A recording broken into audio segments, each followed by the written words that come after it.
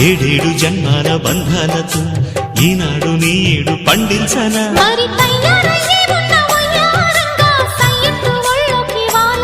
చూసుకొచ్చానమ్మా చూడు ఉత్సాహంగా చిన్నారి వన్నెల్ని ఏలంగా ప్రతిక్షణం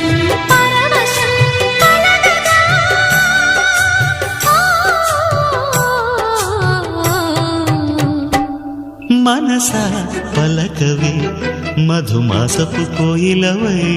చెలివే తెలుపవే చిగురాశల గీతికవై